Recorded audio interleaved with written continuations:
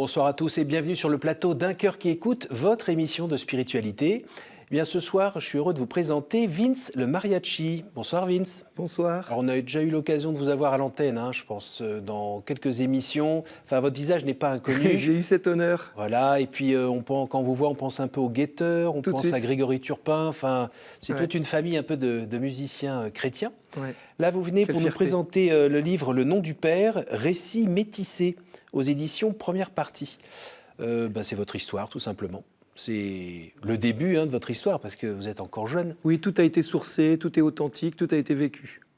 Donc c'est un témoignage, on va dire que la question du Père est un peu centrale, la question du pardon, la question des racines, la question de la foi. On va en parler dans un instant, mais juste avant, comme tout le monde ici, je vous invite non pas à nous lire un extrait de texte, mais à nous interpréter une musique, ce que vous avez fait il y a quelques minutes. On a enregistré, on écoute. Avec plaisir.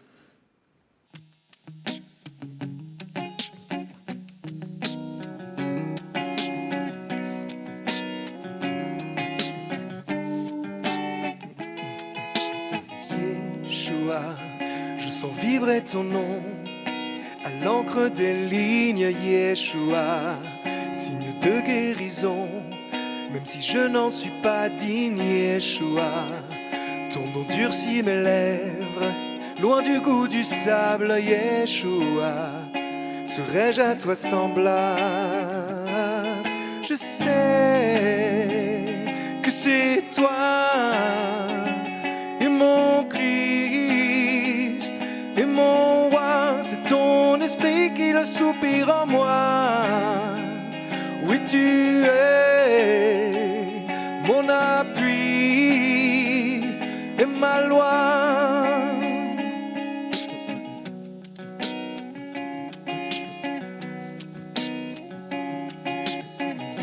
Yeshua,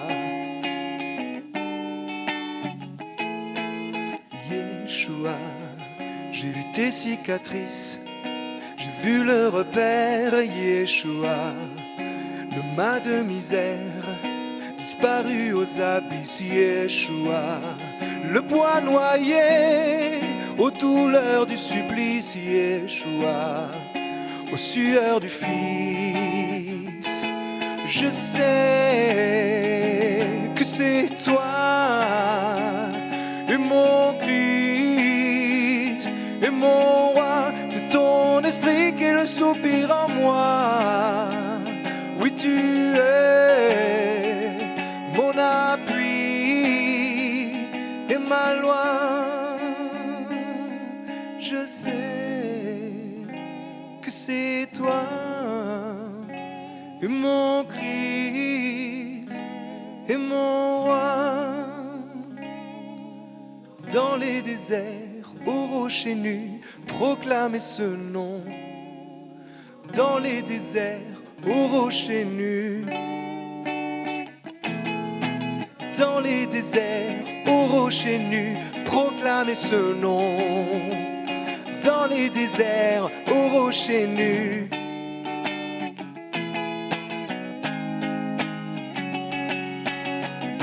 Yeshua, Yeshua, Yeshua, Yeshua.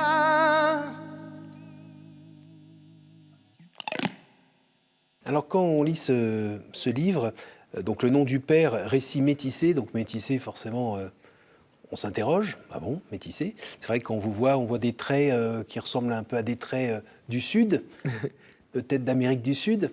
Et en lisant, on voit que vous avez la moitié de votre sang qui est du Mexique, c'est bien cela ? C'est ça, c'est ça. Mon père était mexicain, puis ma mère française de Versailles. Donc voilà, une catho, comme on dit, on est des gros cathos, on est des cathos de Versailles. Voilà, des vrais cathos. Et alors, qu'est-ce qui s'est passé avec votre père ? Eh ben, mon père, apparemment, le Mexique est un pays tellement merveilleux qu'il ne pouvait pas vivre loin et il est reparti là-bas. Il nous a abandonnés, ma mère et moi, en nous laissant uniquement son nom de famille, donc un peu encombrant dans l'espace versaillais. Et ma maman a pris elle a pris ce nom, le nom de son mari qui nous avait abandonnés, pour s'appeler comme son fils. Voilà, donc on s'est appelé les Rodriguez Patiño, dans une ville aussi classique que Versailles. Comment on se construit quand on n'a pas de papa présent ? Alors surtout dans cette ville, j'aime bien dire il n'y a pas que les baguettes qui sont tradies à Versailles. C'est une ville que j'adore, mais qu'il faut un peu adopter. Et déjà là, ça pose problème. Une famille monoparentale à Versailles, et puis surtout la fatigue. Je vois ma mère extrêmement épuisée de m'élever seule. C'est vrai que je la voyais se débattre avec son travail. Elle recevait une aide alimentaire parce que voilà, on était dans des HLM et que évidemment mon père étant parti loin, il n'y avait aucune possibilité de pension ni rien. Donc elle était vraiment abandonnée. Heureusement, elle avait de la famille, mon grand-père qui était aussi très croyant, très chrétien. Qui a l'air d'être un homme très bon. Exceptionnel. Exceptionnel. Mes grands-parents étaient exceptionnels. Ma famille, toute ma famille, parrain, marraine, et puis des familles qui étaient aussi là pour aider ma mère qui travaillait surtout le soir. Elle était professeure de musique, donc c'était les horaires extrascolaires, comme on dit. Et pour un petit, il faut qu'il soit accueilli dans des familles, et parfois même la nuit. Voilà, j'ai eu cette chance. J'ai bénéficié de l'accueil. Versailles est capable de vous accueillir et de vous soutenir. Vous dites à un moment quand même que vous auriez pu mal tourner ? Oui, tout à fait. C'est ce que j'ai réalisé parce que on vivait dans un HLM dans les bas-fonds duquel se passaient des commerces complètement illicites. Et j'aurais pu, cellule familiale compliquée, teint de peau un peu plus foncé que la moyenne, j'aurais pu vraiment tomber dans la criminalité, je pense. Et en fait, j'en ai été sauvé par, je pense, toutes ces attaches, toutes ces amitiés qui m'ont retenu et qui ont fait que je me suis jamais rebellé. Au contraire, je me suis peut-être révolté au fond de moi, mais je ne suis jamais allé jusqu'à l'exprimer de façon violente. Au contraire, je sais ce que je dois aux amis, je sais ce que je dois au lieu qui m'a accueilli. Et surtout mon école, Blanche de Castille, au Chesnay, qui était un endroit où je pense j'ai pu m'épanouir à la fois justement dans la foi, puisqu'il y avait une heure de catéchèse qui était prévue, et puis et la messe tous les jours. Et puis des professeurs qui se donnent vraiment pour que... En fait, les professeurs sont des vendeurs. Ils vous vendent vous à vous. Et je sentais que c'était ça qu'ils étaient en train de faire. Ils étaient en train de me donner la possibilité d'être moi-même. Donc je l'ai prise. Votre mère vous emmenait à la messe assez souvent quand vous étiez plus jeune, non ? Ouais, elle prenait le temps de m'emmener le matin à la messe qui dure une demi-heure, qui est la meilleure messe du monde. On passe direct à l'essentiel, les textes, la parole, l'Eucharistie, la paix. C'était ce que je dis dans le livre, c'est mon rendez-vous avec la grâce. C'est le temps et l'éternité qui se réconcilient avec le sacrement de l'Eucharistie et les prêtres. Et alors l'adolescence, quand elle est arrivée, vous avez résisté, vous avez réussi à pas tout envoyer voltiger et envoyer un au-dessus de chez votre père ? C'est là où j'ai réalisé le manque, l'absence, ce que ça avait fait en moi. Donc j'ai des images dans le livre pour l'exprimer et je pense que c'est assez parlant. Il manque une pièce au puzzle. On commence toujours quand on fait un puzzle par les bords, et au centre, il manquait une pièce. C'était cette absence. Ou alors le texte, le lipogramme, comme Georges Perec, il manque une lettre. Et alors tout est compliqué quand on doit écrire un texte sans la lettre E, par exemple, comme l'a fait Georges Perec. Et Lamartine disait un seul être vous manque et tout est dépeuplé, une seule lettre vous manque et tout devient compliqué. Et effectivement, quand l'absence devient... on réalise que en fait, l'absence est évidente et qu'il nous manque, on manque de repères, on s'est peut-être pas justement rebellé contre le Père, il nous a manqué beaucoup d'éducation, vraiment une partie importante de notre identité, de notre origine. D'exemples, ou bien de personnes à qui s'affronter, avec qui dialoguer, avec un ressenti d'homme à homme aussi. Exactement, pour savoir qui on est. En fait, c'est assez beau parce que Moïse, c'est une des questions qu'il pose à Dieu. Dieu l'envoie en mission et Moïse pose la question, mais qui suis-je ? Justement, la même question que Jésus à Pierre, mais qui suis-je pour aller ? Qui suis-je pour aller voir les Égyptiens ? Comme si pour aller, il fallait savoir qui on est. Et moi, impossible d'aller. Je ne sais pas qui je suis. Et l'image du Père, du ciel, elle a été un petit peu abîmée quand même C'est-à-dire qu'en fait, déjà, je ne peux pas prononcer le mot Père. Je me rends compte que c'est un mot qui voilà, pèse assez lourd.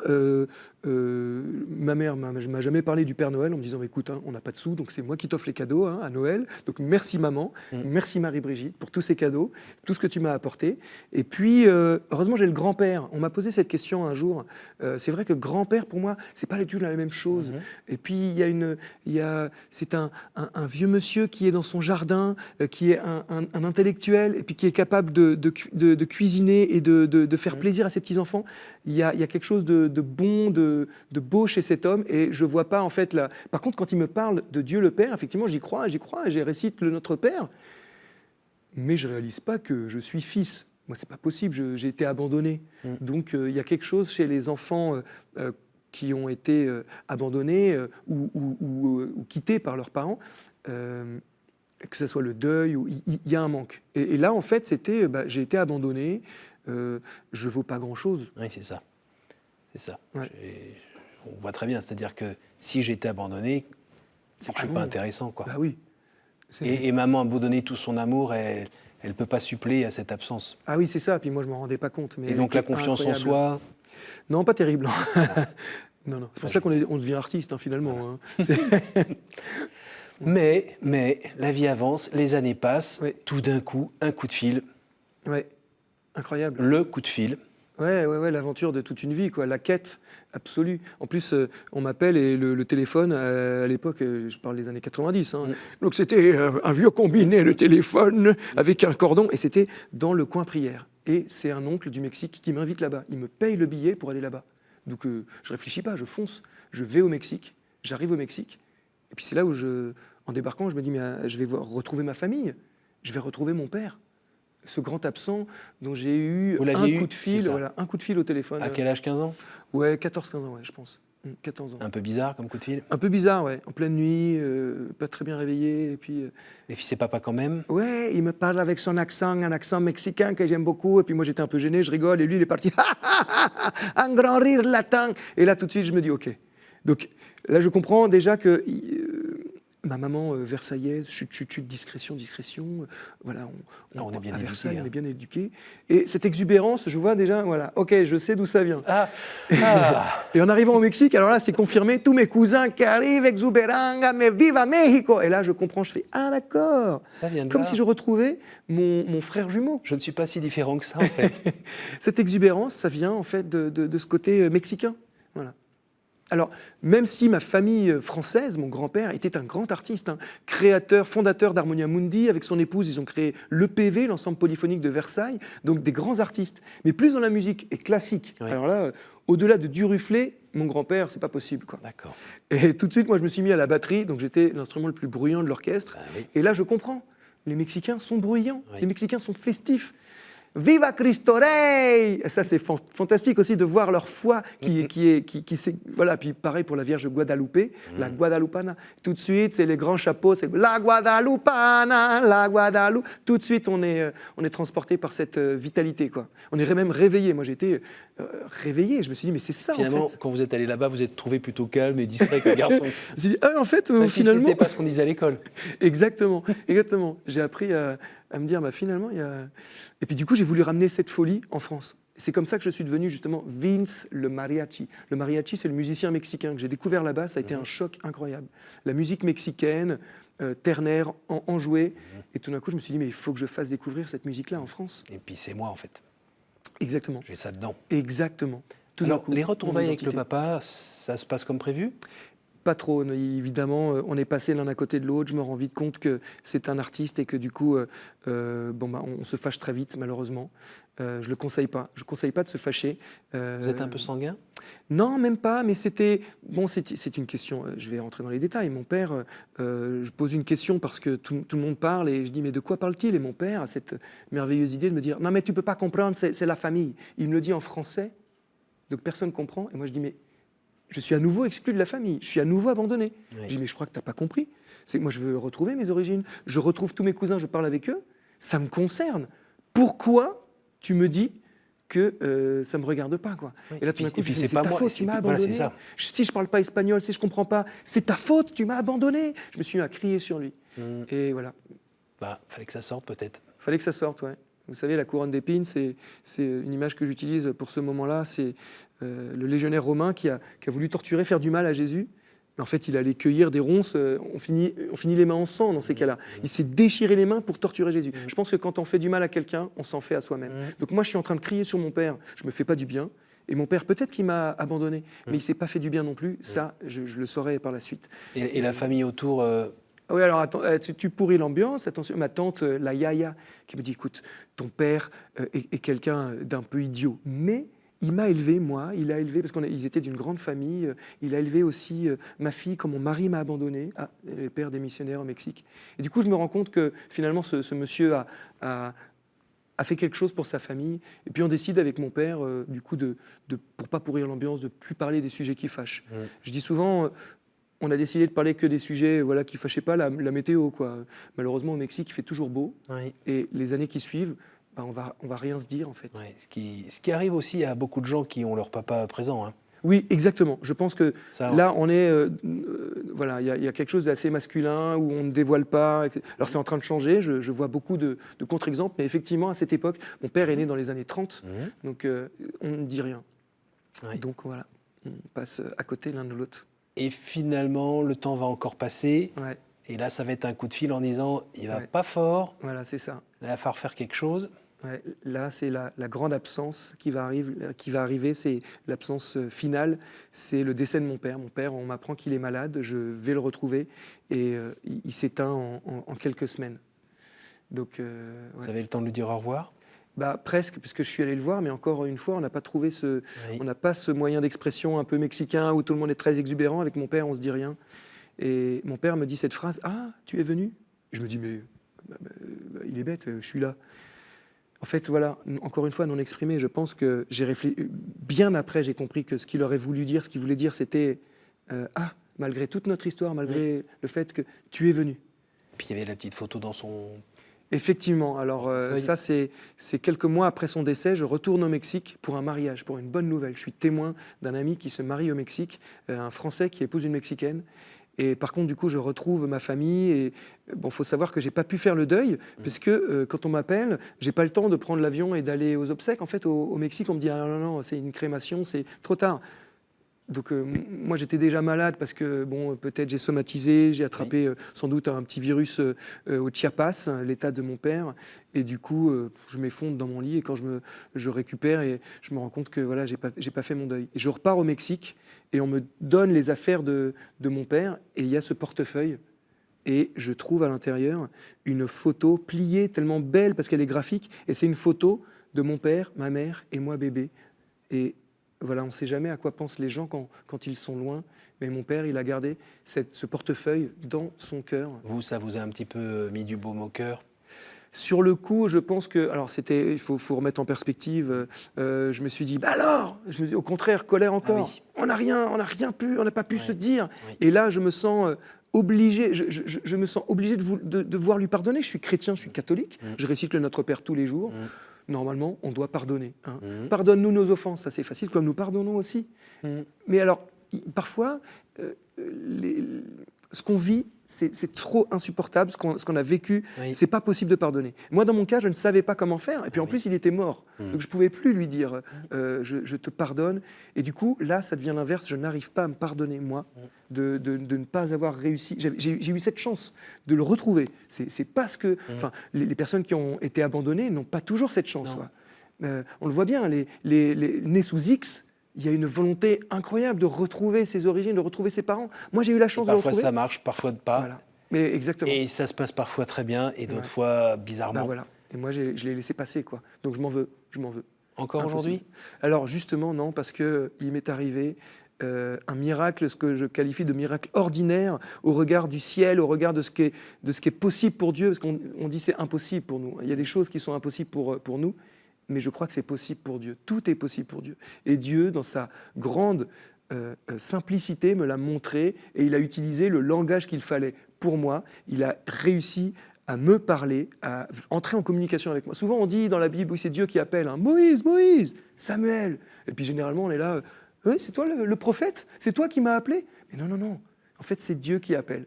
Et là, il m'a appelé d'une manière très simple. Je suis entré dans une église parce qu'un copain, il faisait la louange. Jour de Pentecôte, et il se met à chanter un chant qui parle de l'orphelin. J'étais orphelin, seul abandonné, et moi ça me parle, je suis orphelin. J'ai été abandonné par mon père.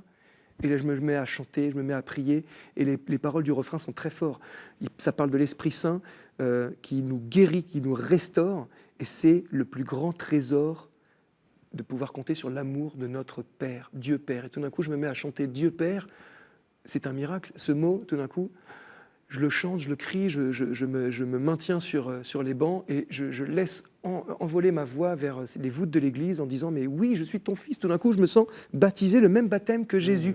Ce baptême qu'il veut pour chacun et chacune de nous. Il veut pas être fils de Dieu tout seul dans son coin. Il veut que chacun et chacune, nous soyons fils et filles de Dieu. Tout d'un coup, je me sens baptisé par cet esprit d'adoption. Je me sens fils. Et là, je m'assois et je me dis « Bon, c'est formidable, hein, quel miracle, incroyable ». Et Dieu n'en a pas fini avec moi. Il m'a eu par la musique parce qu'il sait que c'est mon langage. Et puis tout d'un coup, voilà, il y a quelqu'un qui dit on va vous proposer une démarche, la prière des frères. Et moi, je suis un chrétien charismatique depuis quelque temps, même en venant de Versailles. Je sais très bien ce que c'est la prière des frères. C'est quelqu'un qui va vous dire des banalités, des prières sur vous, en vous disant, voilà que, en fait, c'est beau parce que la bénédiction, si on prend vraiment avec son sens de béné, le bien, c'est nous réassurer de tout le bien que veut Dieu pour nous. Eh bien, ce monsieur va le faire, mais pas en français. C'est un Français, un monsieur, un blanc, et je me suis mis, il y avait plusieurs files, je me suis mis dans une file, j'arrive devant un monsieur qui se met à prier sur moi avec ses prières de bénédiction. Il me dit « Comment tu t'appelles ?» Je lui dis « Vincent ». Il me dit « Vicente, voy a orar para Vicente porque tú, Señor Dios, lo conoces ». Il se met à parler le jour de la Pentecôte en espagnol. Et pas l'espagnol de la Casa de Papel, l'espagnol, la variété topolectale du Mexique, la langue de mon père. Et là, je suis bluffé, quoi. Je me dis, c'est la Pentecôte, ça y est, je vais passer enfin sur KTO. Aletheia, ouvrez-moi les portes. C'est un mon vrai miracle. témoignage. Un vrai témoignage. Un miracle, bam. Vince le mariachi rentre dans une église, tout le monde se met à parler en mexicain. Et en fait, je me rends compte que, ben non, c'est un vrai Français. Et puis, je discute avec lui après. Et qu'est-ce qu'il dit ? Et ben, il me dit, j'ai épousé une Mexicaine, Esther, elle est là. Et donc, j'ai pris l'accent mexicain. Je parle, voilà, hablo espagnol sin accento français, parce que chaque été, il va au Mexique pour ses vacances. Et là, je me dis, eh ben, c'est pas un miracle. Et puis après, je me dis, si, Seigneur, tu as été fort. Tu m'as parlé. Tu sais, en fait, tu me connais. C'est vrai, quand Jésus pose son regard et qu'il nous aime, et voilà, je t'ai vu, Nathanaël, je t'ai vu. Tout d'un coup, je me suis senti compris. Et du coup, je me suis dit, bah ouais, là, il faut que j'agisse. Puisque ce Jésus, ce Dieu si juste, vient et me parle et me pose cette question avec beaucoup de délicatesse, qu'y a-t-il que je puisse faire pour toi ? C'est là où j'ai senti le déclic, j'ai dit, bah, voilà ce que tu peux faire pour moi. C'est pas possible, il est mort, mais je voudrais pardonner à mon père. Et grâce à ce moment-là, grâce au sacrement de réconciliation, qui est un outil extraordinaire proposé par notre Église, un sacrement qui vient délivrer, qui vient délier, qui vient nous réconcilier. Les mains du prêtre sont les mains de Jésus qui nous accorde.